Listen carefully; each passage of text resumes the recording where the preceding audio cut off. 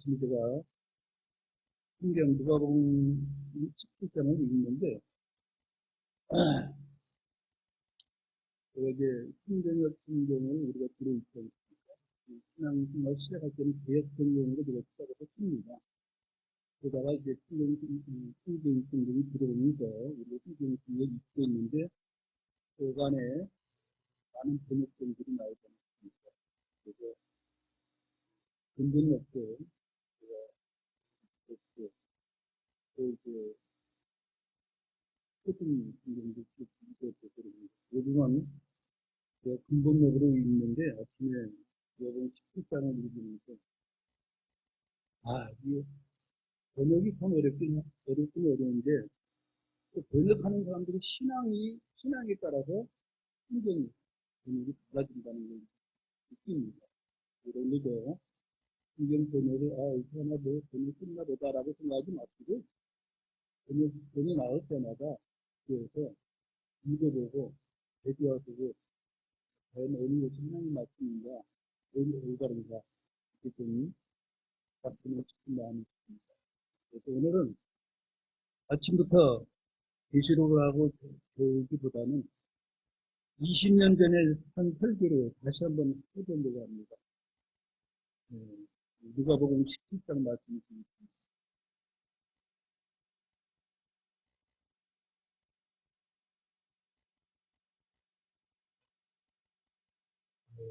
그때 이제 그 위대하신 하나님의 만찬이라는 제목으로 몇 년 전에 한번 했어요. 다시 한번 했는데 일단은 원본을 찾아보니까 이 성경 그 원고를 클릭한 게 3,307번입니다. 20년 동안에 그렇게 여러 사람이 봤다는 얘기가 되는데, 아무튼 이제 이 원본 그대로를 20년 전에 했던, 이게 20년 전이면은 요소리가 몇 살인가? 3살 때 했나? 4살 때? 요소가 10살 때. 아주 참 오래됐네요.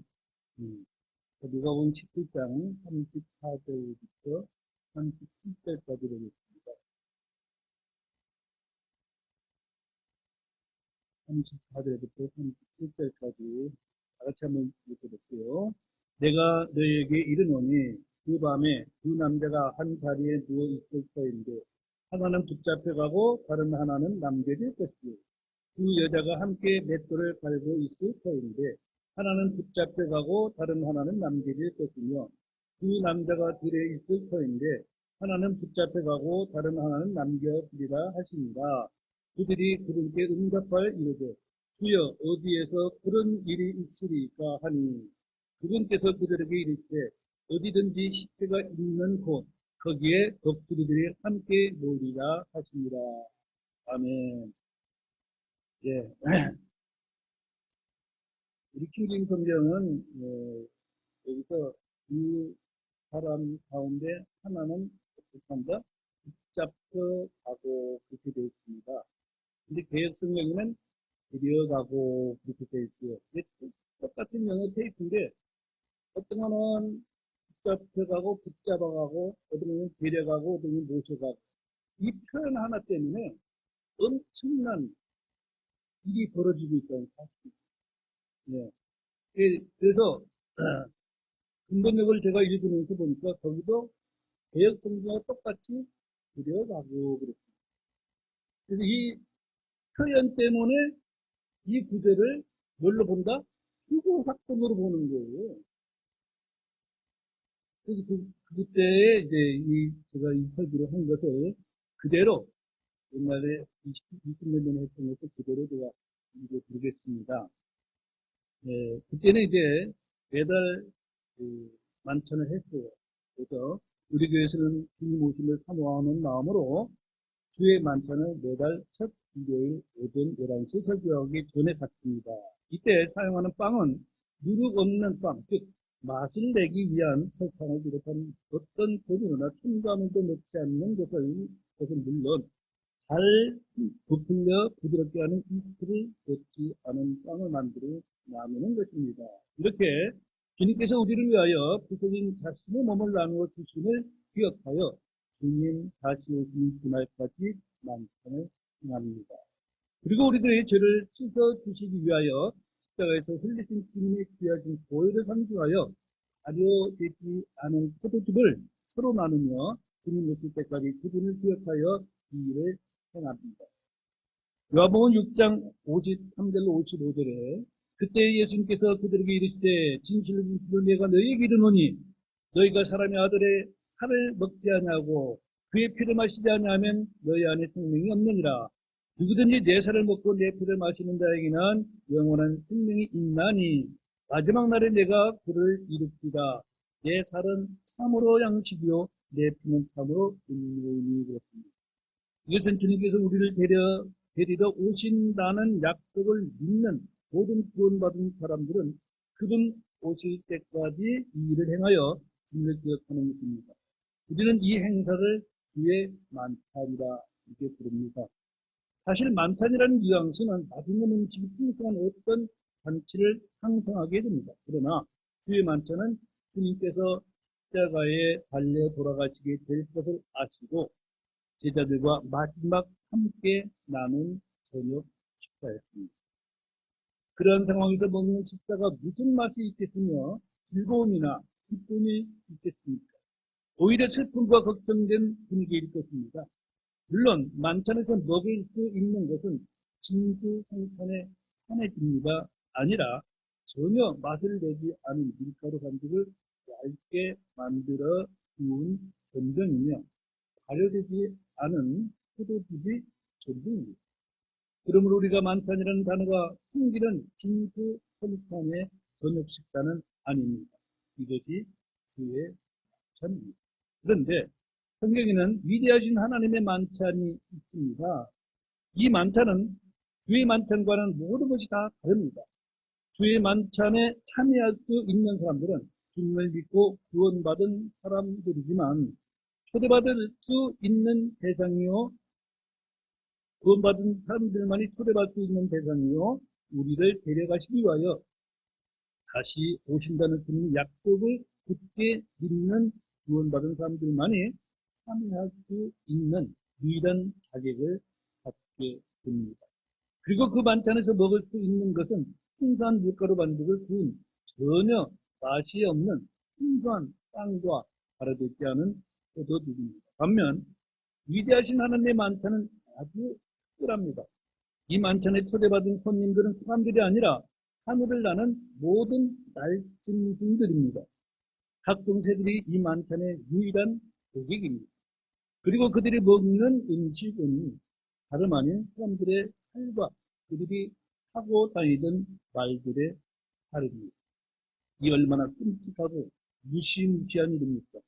사람들이 들으면 대단히 엽기적인 이야기요, 끔찍하고 듣기 거북한 말일 것입니다. 이 새들이 배부르게 먹게 될 사람들은 그 신분이 아주 다양합니다. 계시록 19장으로 가봅시다. 계시록 19장 17절로 18절 이야기입니다. 계시록 12장 17절부터 18절. 예, 다 같이 한번 읽겠습니다. 또 내가 보니 한 천사가 해 안에 서서 같이 있다고 이렇게 소리 들렸죠. 다시 시작. 또 내가 보니 한 천사가 해 안에 서서 하늘 한가운데로 날아가는 모든 날짐승들을 향하여 큰 음성으로 외쳐 이르되 와서 위대하신 하나님의 만찬에 함께 모여 왕들의 살과 대장들의 살과 용사들의 살과 말들의 살과 말탄 자들의 살과 자유로운 자와 매인 자, 작은 자와 큰 자를 막론하고 모든 사람들의 살을 먹으라 하더라. 이렇게 아주 특별한 만찬을 주님께서 이 땅에 재림하실 때 있게 됩니다. 이 만찬의 날짐승들의 음식으로 자기 살을 제공하고 싶은 사람들이 어디에 있겠습니까? 그러나 그들은 세상의 신분과는 상관없으며 그 신분은 새들이 먹는 데는 아무런 상관없습니다. 위대하신 하나님의 만찬에 내놓을 음식으로는 이미 말씀드린 대로 왕들의 살과 대장들의 살과 용사들의 살과 자유로운 자나 매인 자나 작은 자나 큰 자를 막론하고 모든 사람들의 살과 말들의 살입니다. 사랑하는 성도 여러분, 여러분은 하나도 자기 살이 이 만찬에 제공되는 음식이 되지 않기를 간절히 소망합니다. 물론 자신이 구원받았으니 확실하고 절대 지옥 가지 않고 영원한 생명을 얻었다는 증거가 생명책에 그 이름이 기록되어 하나님의 아들의 권능을 보장받은 사람들은 그 육신, 즉 자신들의 살을 말씀 중에게 주지 않았고 됩니다. 위대하신 하나님의 만찬은 구원받은 사람들 모두가 빌림받은 후 대환란 마지막에 일어날 일이므로 오늘날 구원받은 교회에는 해당되는 문맥이 아닙니다. 얼마나 다행한 일입니다. 얼마나 감사한 일입니다. 우리들의 구원은 이토록 값진 것입니다. 주님이 보여준 이토록 능력이 있는 것입니다. 환란장이라고 하는 마태복음 24장 28절을 한번 찾아봅시다. 이 광경을 이제 이해하는 게 얼마나 큰 도움이 되는지를 여러분들이 알게 될 것입니다. 마태복음 24장 28절입니다. 우리 하프만 요한이가 한번 읽어보겠습니다.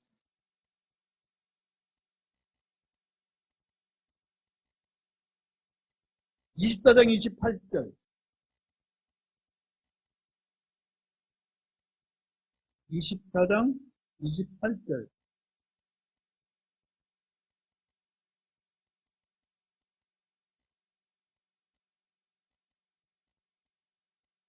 예, 사체, 죽은 층, 사체가 있는 곳에 뭐가 뭐예요? 독수리들이 함께 놀라 그렇게 설명을 하고 있죠.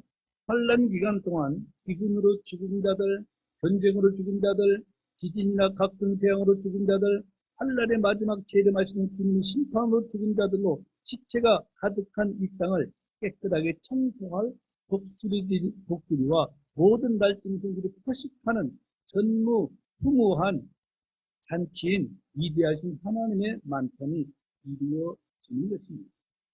대환란과 휴거, 즉 주님의 공동재림과 교회에 들림받는 사건에 대해서는 여러분들이 잘 알고 있으리라 생각합니다.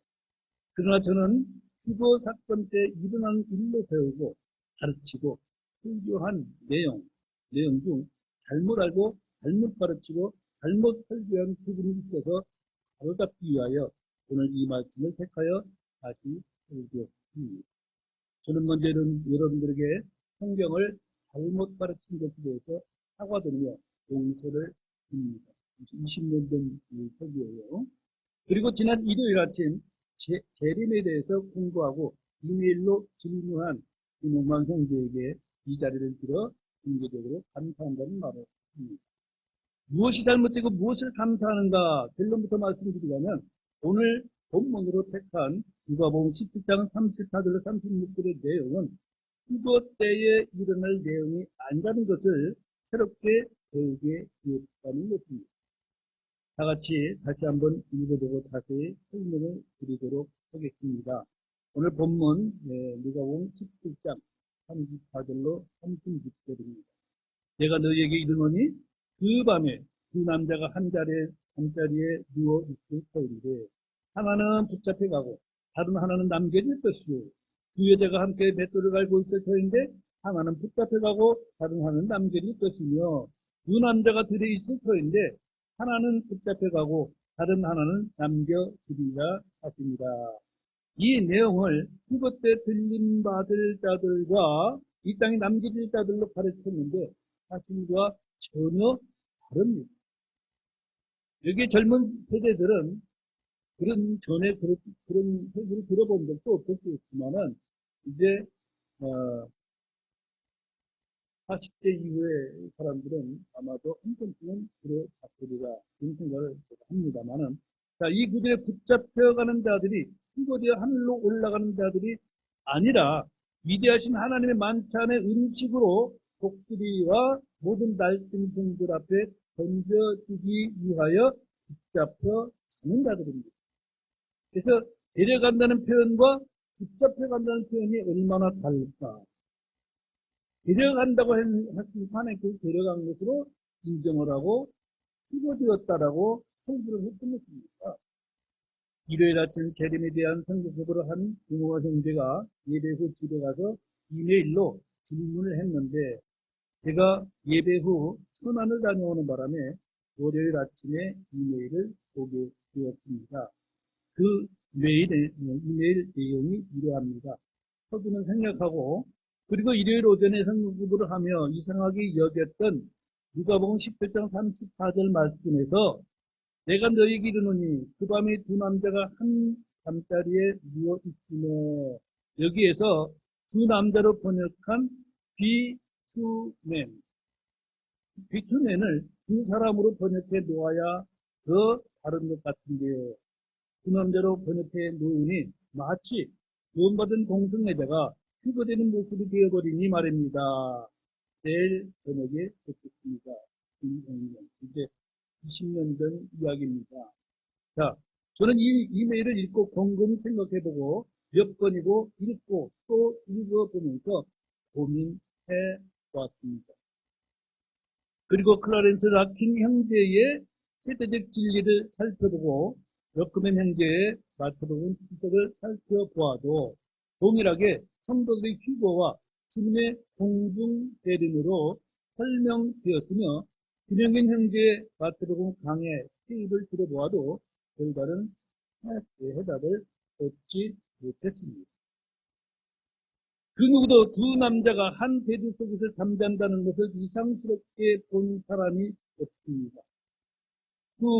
비투맨인 원베드, 영어로는 그렇게 되어 있는데, 물론 두 남자가 함께 잘 수도 있겠으나, 김현재가 생각하는 크기는 같은 두 남자가 한 침대에 잔다는 것은 꼭 동성애들과 동성애자들과 같다는 생각이 들었던 것입니다. 여러분들도 이러한 안목으로 성경을 상고할 때 엄청난 수확을 얻을 수 있으며 하나님께서 말씀하신 의도를 다르게 알게 될 것입니다. 저는 여러 지석과 성경 공부 교재를 찾아보았으나 동일한 휴거의 내용으로 설명되었을 뿐이었는데 그 확실한 대답은 역시 주님께서 해주셨습니다. 그들은 하늘로 데려간 휴거가 아니라 땅의 다른 곳으로 붙잡혀 간 것이라는 사실을 알았습니다. 물론 그들은 두 남자 중 남겨진 한 남자가 구원받은 것이 아닙니다. 우선 본문에 거론한 사람들은 구원이나 휴거와는 하등의 관계가 없는 사람들로 환란이 끝나가는 시점인 주님의 치상대림의 시기에 사람들이라는 것을 염두에 두어야 할 것입니다. 그 둘 중 하나가 들림받는다고 배웠기 때문에 자신도 모르게 고정관념이 생겨서 선뜻 이해하기 힘들 수도 있습니다. 그들은 동성애자일 수도 있고 범죄자일 수도 있습니다. 그들은 기자직원일 수도 있습니다. 그들의 관계는 아무래도 상관없습니다. 제가 항상 하는 말이지만 어떤 유명한 사람이나 박사나 목사의 말이 중요한 것이 아니라 주님께서는 뭐라고 말씀하시는가입니다. 신앙생활을 그런 칭얼로 하면 안 됩니다. 우리는 언제든지 기준은 성경이어야 합니다. 그러므로 주님은 성경을 공부하라, 참고하라, 묵상하라, 연구하라, 탐구하라 말씀하신 것입니다. 자, 사도행전 17장으로 가볼게요. 사도행전 17장 11절, 여러분들이 너무나도 잘 아는 구절입니다. 사도행전 17장 11절에 이들은 이제 10절에서 한 거룩한 사람들을 말하죠. 이들은 데살로니가에 있는 자들보다 더 고귀하여 온전히 준비된 마음으로 말씀을 받아들이며 그것들이 그러한지 알아보려고 날마다 성경 기록들을 탐구함으로 그랬습니다. 여러분들은 온전히 준비된 마음으로 말씀을 받고 있는지 궁금합니다. 자기도 바쁜데 무슨데 마음을 준비하겠습니다. 자, 여러분들도 목사의 말만 듣지 말고 성경이 과연 그러한가 자세히 살펴보기로 부탁드립니다. 목사나 성인 교사는 성경을 이해하고 믿는 데 도와주는 역할을 할 뿐입니다. 제가 그러하듯이 유명한 사람이나 러스만 박사나 클라렌스 같은 형제를 할지라도 실수하거나 발견하지 못할 수 있습니다. 주님은 사람들의 외모를 보시지 않습니다. 남자들은 잘생기고 여자들은 예쁘고 누구는 키가 크고 작다든지 학식이 있고 없다든지 말을 잘하고 잘못한다는 것을 보시지 않습니다. 하나님께서는 사람의 중심을 보시기 때문에 그들의 마음이 온전히 준비된 마음인가, 준비된 마음으로 말씀을 받아들이는가, 그리고 성경 기록들을 탐구하고 하는가로 평가하시고 그렇게 하는 사람을 고귀한 사람으로 보신다는 얘기입니다. 여러분들의 성경을 읽다가 내용이 이상하거나 말이 되지 않는 부분은 왜 그럴까 생각해 보는 것이 보물을 캐게 되는 질문을 얻는 것입니다. 모든 발명가들의 사소한 것에서 아이디어를 찾듯이 성경 또한 그러합니다. 오늘 본문과 같은 내용이 마태복음 24장에도 나옵니다. 마태복음 24장으로 가서 40절, 41절을 보겠습니다.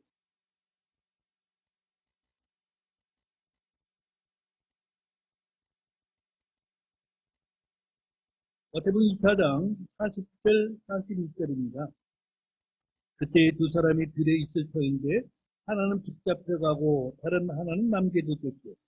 두 여자가 방앗간에서 맷돌을 갈고 있을 터인데 하나는 붙잡혀가고 다른 하나는 남겨지리라. 이것을 개역성경은 데려가고 또 이제 근본역도 데려가고 그렇게 번역을 해 왔습니다. 이 사건을 저를 포함한 모든 교회와 성도들 거의가 휴거 때의 사건으로 인식하고 있다는 것입니다. 휴거라는 소설책을 쓴 사람도 이 말씀을 근거로 책을 쓰고 있습니다. 설사 휴거가 그렇게 전개된다 하더라도 이 부분의 내용은 그런 뜻이 아니라는 말씀을 드립니다. 가장 큰 이유는 성경 번역 문제입니다. 개역성경은 데려가고라고 번역했으며 근본역도 데려가고 했으므로 하늘로 데려가는 것으로 생각하게 했던 것입니다. 그건 잡아간다, 붙들어간다, 끌고 간다 다 번역할 수 있는 내용이에요.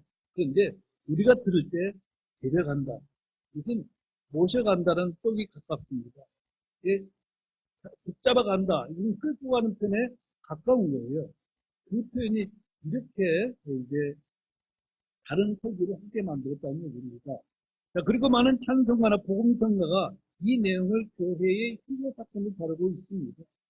저도 지금까지 그렇게 배웠고 그렇게 설교했고 그렇게 가르쳤습니다.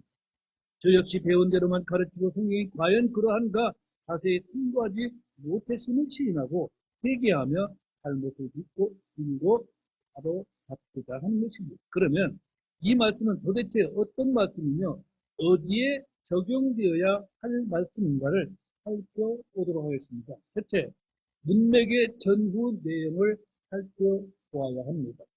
이 말씀들이 기록된 장들을 우리는 환란장이라고 부릅니다. 환란 때 일어날 일들을 기록하고 있기 때문입니다. 그래서 마태복음 24장 21절에는 뭐라고 쓰고 있는가? 그때 큰 환란이 있을 터인데 세상이 시작된 이래로 이때까지 그런 환란이 없었고 이후에도 결코 없으리라 그렇게 기록하고 있습니다. 그리고 곧 이어서 마태복음 24장 40절과 41절을 기록하고 있는 것입니다. 그럼 이 내용은 어떤 내용이에요? 환란 가운데 일어나는 내용이라는 것입니다. 그때 두 사람이 들에 있을 터인데 하나는 붙잡혀가고 다른 하나는 남겨질 것이요. 두 여자가 방앗간에서 뱃돌을 갈고 있을 터인데 하나는 붙잡혀가고 다른 하나는 남겨지리라 그랬습니다. 자, 환란 전 이야기예요. 환란 가운데 이야기예요. 환란 가운데 이야기라는 것입니다. 근데 그것을 갖다가 어디다 붙여요? 우리의 휴거에다 갖다 붙였다는 얘기입니다. 맞습니까? 안 되죠. 이 일은 환란 기간에 거의 끝나가는 시점에 일어날 일이라는 것입니다. 오늘 본문 누가복음 17장 26절로 30절을 먼저 보면은 사람들의 아들인 주님께서 세상에 나타나실 날을 사람의 아들의 날들이라고 하시면서 노아의 날들과 롯의 날들을 예를 들고 계신 것을 볼 수가 있습니다. 노아의 날은 홍수가 온 세상에 임하는 환란이요 롯의 날은 소돔과 고모라에 임하는 유황불이 쏟아지는 환란입니다. 자, 노아나 롯의 가족들은 환란 전에 피신하게 됩니다. 그러나 그 나머지 사람들은 환란 가운데서 멸망을 당합니다. 누가복음 17장 오늘 본문 34절로 36절의 내용이나 마태복음 24장 40절과 41절의 내용은 시기적으로 환란이 끝나는 지점인 주님 지상 재림의 시점이라는 것을 이제 알면은 이 내용이 무슨 내용인지를 알게 됩니다. 그러므로 우리가 알고 있는 것 같이 이 구절들은 환란이 시작되기 전에 있을 휴거 사건이 아니고 환란의 끝임으로 구원받은 교회는 들려 올라가고 구원받은 사람들은 구원 없는 사람들은 남겨진다는 이야기가 될 수가 없는 것입니다. 교회의 휴거는 환란 전에 일어납니까? 아니면 환란 중간에 일어납니까? 아니면 환란 후에 휴거가 있습니까? 우리가 지난번에 계시록을 공부할 때에 이때에 환란이 일어나기 전에 교회는 들림받는다고 우리가 배웠습니다. 교회는 주님의 신부요, 휴거는 주님의 신부를 환란이 임하기 전에 신랑이 데려가는 이 간다는 사건이 바로 휴거 사건입니다. 그러므로 문맥상의 시기도 볼 때 두 남자가 한 침대에서 자다가 하나가 붙잡혀가는 것이 휴거되는 것이 아니라는 말입니다. 두 여자가 맷돌을 갈다가 하나가 붙잡혀가는 것이 휴거되는 것이 아니고 두 남자가 둘이 일하다가 하나가 붙잡혀가는 것이 하늘로 끌려가는 휴거가 아니라는 것입니다. 우리는 그냥 선배들이 그렇게 알고 그렇게 가르쳐 주었기에 확인해 보지도 않고 그렇게 알고 있었을 뿐입니다. 오늘날 성도들의 성경 지식의 대부분이 유학인된 그런 후머리 지식이라는 사실입니다. 그리고 잘못 번역된 성경을 그대로 받아들이는 것이 원인입니다. 저희들은 개혁 성경을 읽으면서 1.1획도 가감하면 안 된다는 말씀 때문에 감히 성경이 잘못되었다는 것은 꿈에도 생각할 수가 없었습니다. 분명히 개혁 성경에는 누가복음 17장 34절 35절에 그것도 36절은 없습니다. 3절이 통째로 빠진 상태죠. 그래서 하나는 데려감을 당하고 하나는 버려둠을 당할 것이요 했기 때문에 수어도 의심할 수 없는 휴거의 내용으로 수용을 했던 것입니다. 역시 마태복음 24장 40절로 41절에서도 하나는 데려감을 당하고 하나는 버려둠을 당할 것이요 아예 휴거의 상황으로 만들어 받아들이도록 배격을 해야 했던 것이 사실입니다. 그러나 데려가는 것과 붙잡혀가는 것은 너무나 다른 것입니다. 그런데 아무런 거부감 없이 주님께 데려간다고 생각하도록 번역이 되었다는 것입니다. 이제는 바른 성경이 나왔으므로 제대로 읽고 주님의 말씀을 올바로 받아들여 주님의 뜻대로 살 수 있으며 또한 순종할 수 있습니다. 한 구절로 단정 지으면 안 됩니다. 전후 구절을 살펴봐 어느 시기 누구에게 하시는 말씀인가를 자세히 살펴보아야 합니다. 자, 분명히 오늘 구절들은 환란의 마지막 순간 주님께서 지상에 재림하실 시점을 말하고 있습니다. 그리고 오늘 본문을 읽을 때 34절로 36절까지만 읽지 말고 단락이 끝나는 37절까지 읽고 전체 단락을 함께 참고해 보아야 합니다. 중대한 실수는 마지막 37절을 읽지 않고 둘 중 하나는 하늘로 데려갔다고 생각하고 하나는 버림받았다고 생각하고 버림돼서 잘못 해석이 시작되었으며 그 데려간 곳이 어디인가를 확인하지 않는 것은 아주 잘못입니다. 누구나 자신의 생각이나 자신의 상식이나 자신의 지식을 완전한 것으로 이겨서도 않는 것입니다. 자, 두 번째는 주님께서 사용하신 단어, 즉 말씀을 대조해 보아야 합니다. 두말할 것 없이 교회의 휴거는 데살로니가전서 4장 16절로 17절입니다. 거기에 보니까 주께서 호령과 천사장의 음성과 하나님 나팔소리와 함께 신이 하늘로부터 내려오시리니 그리스도 안에서 죽은 자들이 먼저 일어나고 그 뒤에 살아서 남아있는 우리도 그들과 함께 구름들 속으로 채어 올라가 공중의 주를 만나게 되리라. 그리하여 우리가 항상 주와 함께 있으리라. 이렇게 자세하게 희고 사건을 말하고 있는데도 불구하고 이제 누가복음 17장을 읽을 때는 그들이 희고되었다라고 받아들인다는 것이 문제가 되는 것입니다. 그래서 누가복음 17장이나 마태복음 24장에서는 둘 중에 하나가 붙잡혀가고 하나는 남겨진다고 말씀하고 있습니다. 또 영어로 보면 the one shall be taken and the other left. 여기 그렇게 말하고 있는데 take는 채어갔다 소리예요. 붙잡아갔다. 근데 이걸 데려갔다, 모셔갔다라고 번역할 수도 있어요. 서두에서 말씀드린 대로 그러나 이 문맥 전체로 볼 때는 이들은 잡아간 것입니다. 어디다 사형실에 이게 사형시키로 끌어간 것이에요. 그러나 지금 읽는 데살로니가전서 4장 17절은 구름들 속으로 채여 올라갔다라고 기록하고 있는 것입니다. 여기도 shall be caught up together with them in the cloud. 구름 속으로 데려감을 말하고 채여감을 말하고 있죠. 자, 붙잡혀 가는 것은 벌받거나 심판받으러 끌려가는 강제성이 있는 것입니다. 그들은 결코 구름들 속으로 데려가는 것이 아니라 땅의 다른 장소로 붙잡혀 가는 것입니다. 그러나 휴거는 공중, 즉 위로 채여 올라갑니다. 포토를 했으니까. 자, 휴거는 땅에서 하늘로 공간 이동을 하지만 붙잡혀가는 것은 땅에서 다른 지형으로 공간 이동을 하는 것이며 휴거는 나팔소리를 듣는 순간 호련이 변화되어 올라가지만 붙잡혀가는 것은 변화되는 것이 아닙니다. 그리고 휴거는 살아있는 성도들에게만 해당되는 것이 아니라 믿음 가운데 그리스도 안에서 이미 죽은 성도들이 먼저 일어난다는 사실을 우리는 알아야 할 것입니다. 그래서 고린도전서 15장 51절로 52절을 보니까 보라 내가 너희에게 한 신비를 보이노니 우리가 다 잠자지 아니하고 마지막 나팔소리가 날 때 눈 깜짝할 사이에 순식간에 다 변화되리라. 나팔소리가 나면 죽은 자들이 썩지 아니할 것으로 일으켜지며 우리가 변화되리니 고린도전서 15장 51절로 52절에 그렇게 희고 사건에 대해서 말하고 있지 않습니까? 근데 끌어가는 것이 아니에요. 순식간에 우리는 들려 올라가면서 변화되는 것입니다. 자, 휴거는 살아있는 사람이나 이미 죽어 장사된 사람이나 구원받은 자들은 모두 들려 올라가는 것입니다. 그러나 오늘 본문 누가복음 17장에는 구원이라는 단어나 또는 죽은 자들에 대한 언급이 전혀 없습니다.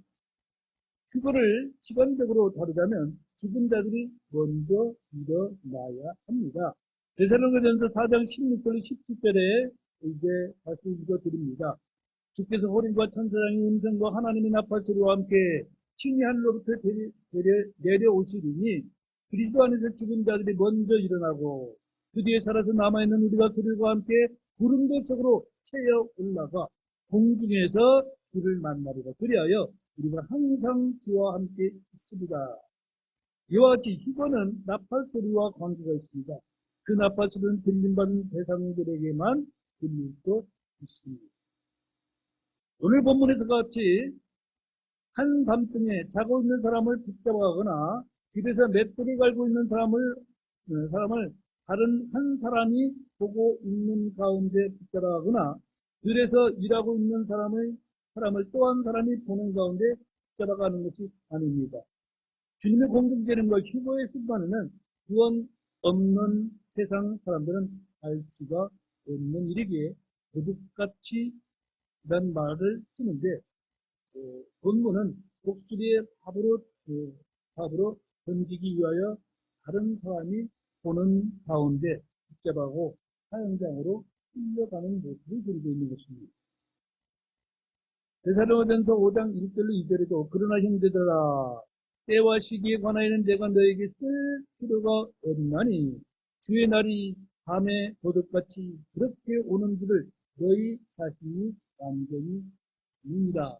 자, 휴거된 사람들은 알고 있다는 얘기입니다. 자, 우리가 조금만 신경을 쓰고 성경을 살펴보았다면 분명히 분별했을 것입니다. 우리는 휴거의 사건이 혹 밤일지, 혹 낮일지, 혹 새벽일지 모릅니다. 오늘 본문에 밤에 잠자리에서 붙잡혀가는 사람, 들밭에서 일하다 붙잡혀가는 사람, 집안에서 맷돌을 갈다가 붙잡혀가는 사람들을 확대 해석하여 죽이는 빈도니까 어느 곳은 밤에 일을 당할 것이고 어느 곳은 낮에 일을 하다가 일을 당할 것이고 어느 곳은 식사 준비를 하다가 일을 당할 것이라고 가르치기도 했습니다. 그러나 본문의 사건과 휴거의 사건은 전혀 다른 것입니다. 물론 공중재림이나 기상재림의 때와 그날과 시는 아무도 알지 못합니다. 그러므로 항상 깨어 있으라고 말씀하고 있습니다. 마가복음 13장 33절에 너희는 주의하라, 깨어 기도하라. 그때가 언제인지 너희가 알지 못한가 기록하고 있습니다. 그 중에서도 주님의 공중재림은 휴거자들 외에 지상에 남아 있을 모든 사람들은 알 수 없으며 주님을 볼 수도 없습니다. 또 마가복음 13장 35절에서도 그러므로 너희는 깨어있으라 집주인이 어느 때에 올지 저녁 때일지 한밤중일지 식탁이 울 때일지 아침녘일지 너희가 알지 못하는가 되었습니다. 이 말씀은 공중재림이나 주님의 지상재림이나 동일하게 적용할 수 있을 것입니다. 자, 세 번째로 그들이 붙잡혀간 장소와 채어 올라간 장소가 다릅니다. 이미 말씀드린 대로 교회 시대 성도들이 휴거된 장소는 어디입니까? 공중입니다. 구름들 속으로 채어 올라가 공중에서 주님을 만나게 됩니다. 그러나 오늘 본문에서 그들이 붙잡혀 간 곳은 어디입니까? 그것이 결정적인 해답이 될 것입니다.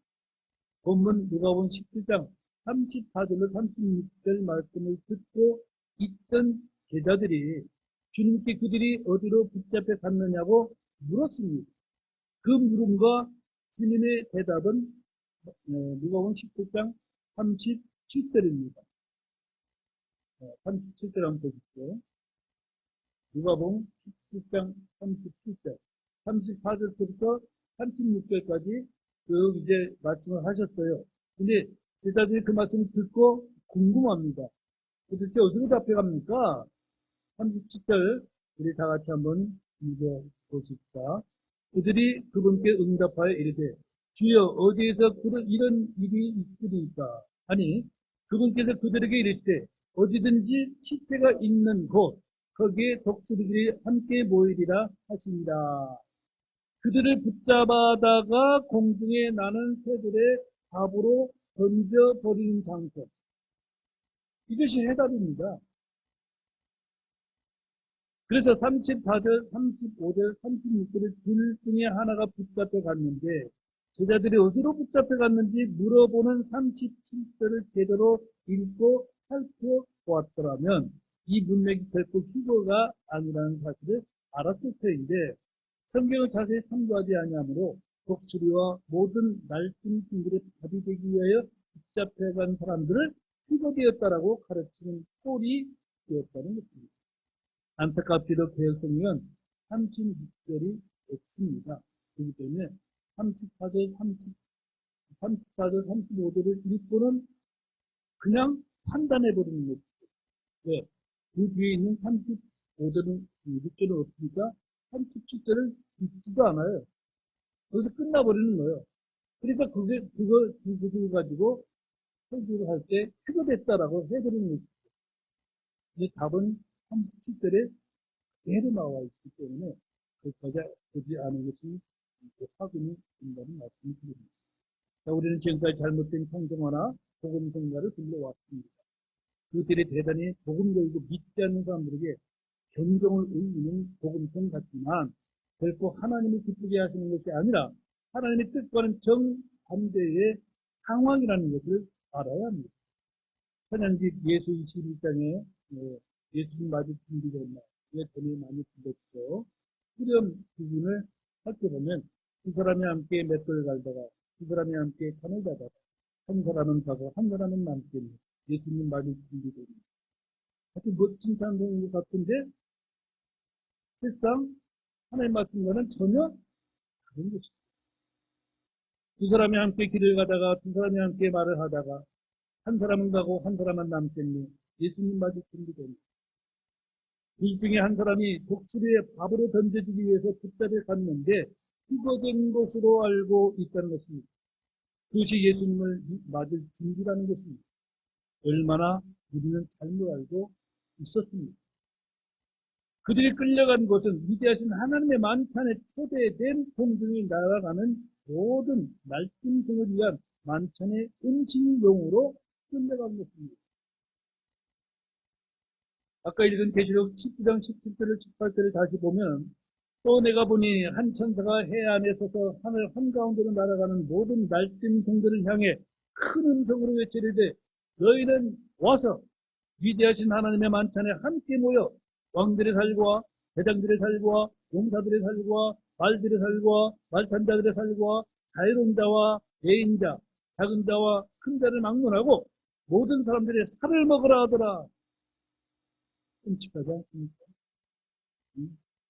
어떻게 보면 좀 비참한 분위기 이쪽이죠. 이 말씀과 본문 누가 보면 17장 37절을 잘 비교해 보시고 마태복음 24장 28절을 비교해 보시면 더욱 확실해질 것입니다. 아까 우리가 읽은 마태복음 24장 28절에서 어디든지 사체가 있는 곳 거기에 독수리들이 함께 모이리라. 그리고 오늘 본문 누가복음 17장 37절 하반절에 어디든지 사체가 있는 곳 거기에 독수리들이 함께 모이리라 하십니다. 이보다 더 확실한 해답은 없을 것입니다. 하나님의 말씀은 순수합니다. 시편 6절에 주의 말씀들은 순수한 말씀들이니 흑도관에서 통제하여 7번 순수하게 만든 은 같도다 그랬습니다. 하나님의 말씀은 순수한 말씀을 가감없이 그대로 받고 그대로 믿는 것이 복된 것입니다.